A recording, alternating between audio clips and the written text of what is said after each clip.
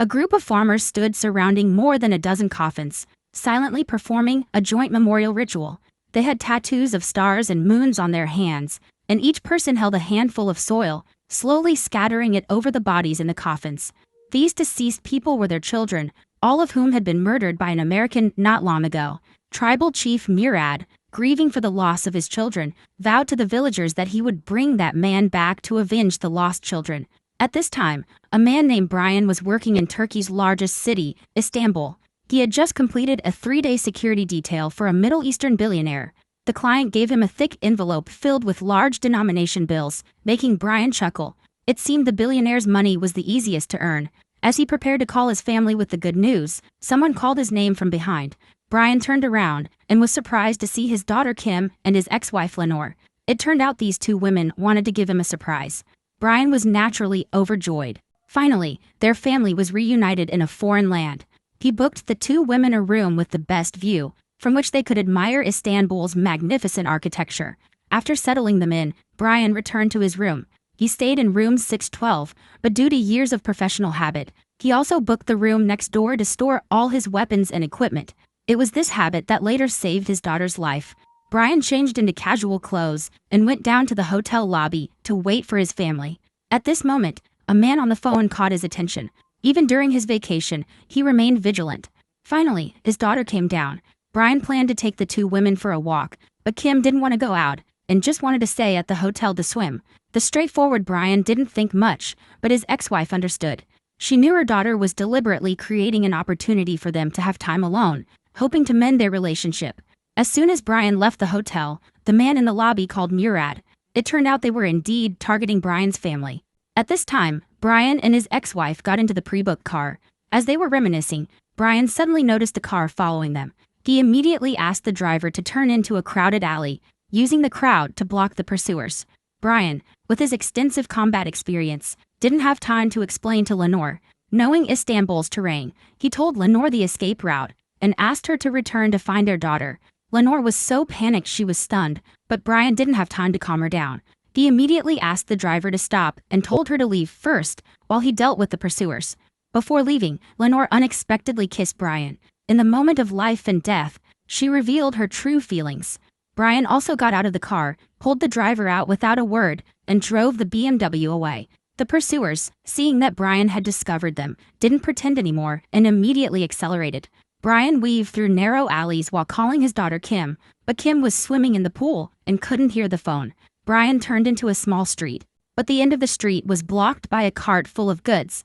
Seeing the enemy car pass by, Brian thought he had escaped, but another enemy car blocked him. The enemy frantically fired at Brian's car, and he immediately reversed and rammed into the Mercedes behind him, getting stuck between the two cars.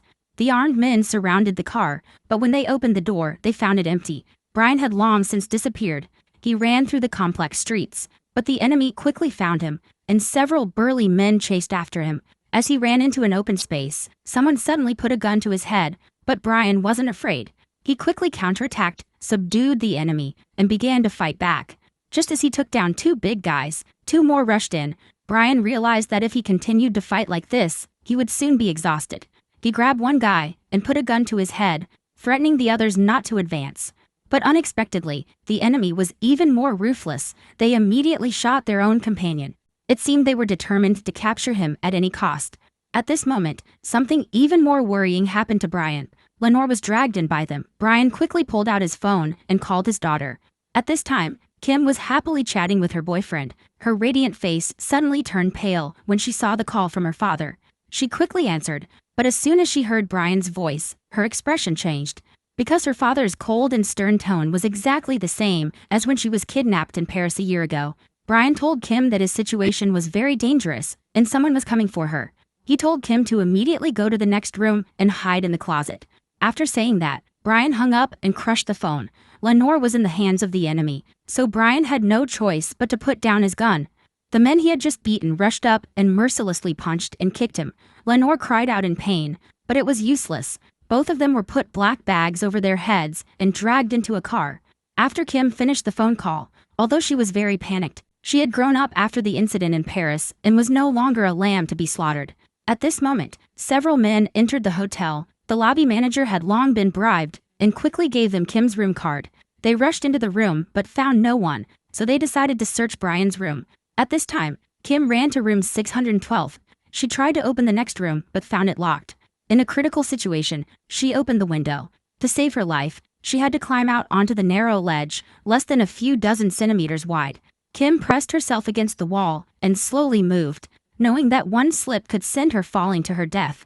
At the same time, the men entered Brian's room. One of them saw the slippers placed in front of the window.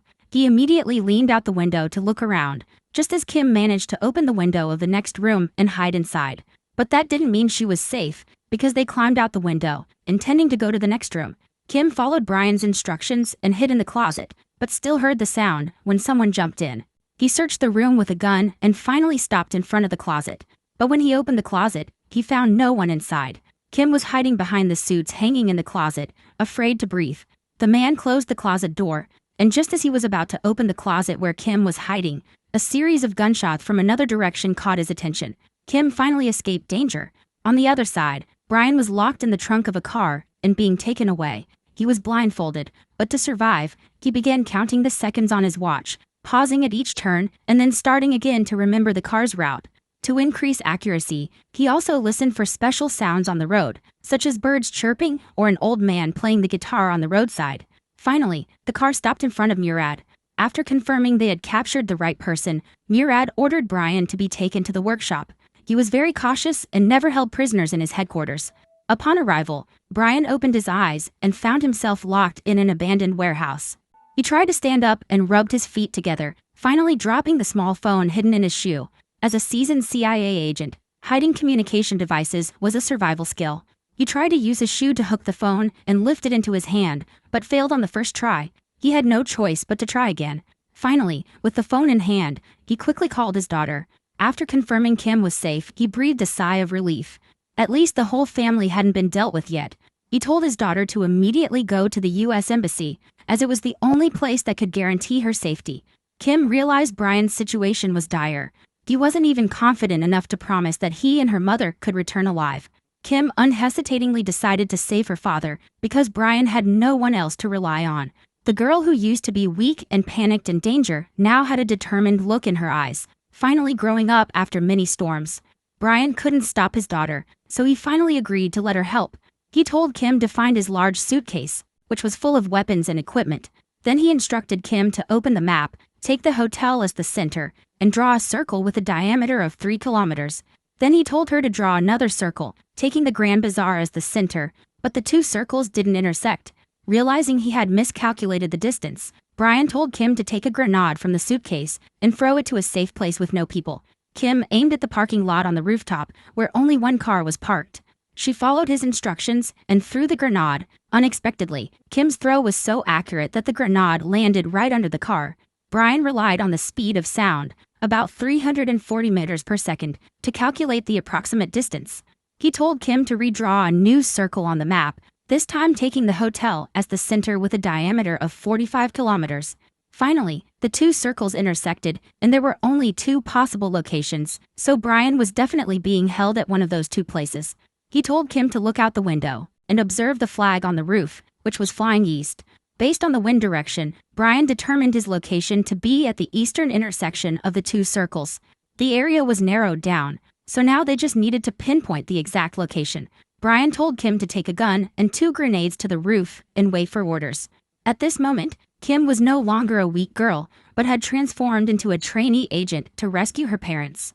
She quickly went to the hotel basement, stole a set of clothes, and left according to her father's plan. At the same time, Brian heard a noise outside the cell. He immediately threw the phone behind him and covered it with dirt. Sure enough, Murad entered. He took out a stack of photos and showed them to Brian one by one. The faces in the photos were all people Brian had killed, including his son. He declared he would take Brian back to Albania to let the villagers vent their anger on him. Although he knew his son died because he kidnapped Kim, the pain of losing his son blinded him to seek revenge. Murad wanted Brian to experience the feeling of losing his loved ones. He ordered Lenore to be brought in, cut her throat, and hang her upside down in front of Brian. Blood would slowly flow from the cut, and she would die in 30 minutes. Murad wanted Brian to witness this tragedy. After they left, Brian shouted Lenore's name, but she didn't respond. Only blood continued to drip onto the floor. Time was running out, so Brian had to quickly break free from the restraints. He gritted his teeth in pain and finally used a metal shard to cut the straps, rescuing Lenore from danger. Although she had fainted, fortunately Brian managed to stop the bleeding for her. At the same time, Kim climbed onto the roof of the Grand Bazaar. Soon, father and daughter contacted each other again. Brian told Kim to throw another grenade, as the explosion would help him pinpoint her location. He told her to continue east, count to 30, and throw another grenade. At the same time, Brian began to act. He opened the hot steam valve of the water pipe in the warehouse. Kim threw another grenade, and Brian told her to quickly find the location of the white steam. However, the two consecutive explosions also alerted the robbers. Standing on the roof, also saw a chimney emitting thick white steam. Brian immediately ordered Kim to run to the chimney and throw the gun inside. At this time, the bald guard guarding Brian also noticed something was wrong, so he decided to go to the basement to check. As Kim approached the chimney, the robbers appeared on the roof. At the same time, the bald guard arrived at the cell door. Brian immediately took down the two guards, but he decided to go out and save his daughter first, then come back to help Lenore. Upstairs, several robbers were cheering while watching football. One of them went out to throw trash, but was immediately held at gunpoint. Brian didn't hesitate to quickly eliminate the enemies in the room. He quickly climbed onto the roof because Kim was being chased. She weaved through the high and low roofs, but found a dead end. The robber behind her pointed a gun at her. Kim was just a weak girl, completely helpless, and could only kneel down and beg for mercy. At that moment, a gunshot rang out, and the robber fell. Brian arrived in time, seeing her father. Kim felt like she had just gone through another life and became the little girl who needed protection again. Father and daughter were temporarily safe, but Lenore was still in danger. Brian took Kim and quickly hijacked a local taxi. It must be said that he didn't choose a bad car. This taxi was a Mercedes. It seemed he was ready for the chase behind. Brian drove near the warehouse and gave Kim exactly 5 minutes. If he didn't return in 5 minutes, Kim had to leave immediately and go to the U.S. Embassy. Brian returned to the cell, but found Lenore had disappeared. It turned out she had been taken elsewhere. Although Brian followed the alley, he was still one step too late. When he arrived, his ex-wife was locked in a car, and the car quickly sped away. Meanwhile, Kim was anxiously waiting for her father at the warehouse gate when she saw a policeman appear. He was a corrupt policeman and was talking to Murad on the phone. At this moment, 5 minutes were up and Brian appeared at the door, but he couldn't bring Lenore back. He saw the policeman blocking the front, but the engine noise caught his attention. Brian had no choice but to take him down immediately. This place was not safe, so Brian ordered Kim to drive straight to the U.S. Embassy. Now the Istanbul police had been bribed, so apart from the embassy, there was nowhere else safe. The yellow taxi became the target of a citywide manhunt and was blocked by police everywhere. In fact, the Mercedes Kim was driving was a 1992 W124 model, equipped with a 5.0 L V8 engine, a maximum power of 326 horsepower, and it was a speed legend at the time. But this legendary car was being driven very awkwardly by Kim.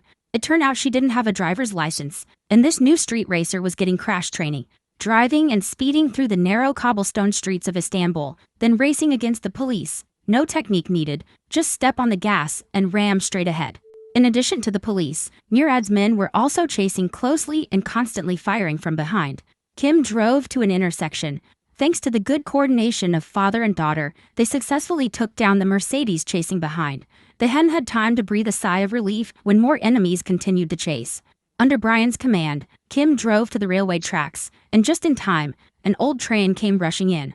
Encouraged by her father, Kim stepped on the gas and drove straight across the tracks. The pursuers behind were not as lucky. They were cut off by the train and crashed into a fireball. Kim continued to drive to the U.S. Embassy gate, which was heavily guarded by armed forces. She didn't dare to rush in, but Brian told her not to be afraid and just drive straight in. The taxi crashed through the embassy gate and stopped in front of the main building. Brian told his daughter not to stick her head out, or she would immediately become a target. Then he quickly made a phone call. This call was to contact his old colleague at the CIA and ask him to explain to the embassy to stop firing. Kim understood that her mother had not been saved, but Brian promised her that he would bring her back. He also pledged that this time everything would end completely, so those people would never have a chance to threaten her again. When Kim was safe, Brian returned to Istanbul. How could he find his ex-wife among these tangled and chaotic streets? He recalled the route he had taken when he was kidnapped. Based on this starting point, you followed the trail to find Lenore's whereabouts. After a train ride, He came across a corridor full of bird cages and an old man playing the guitar on the roadside.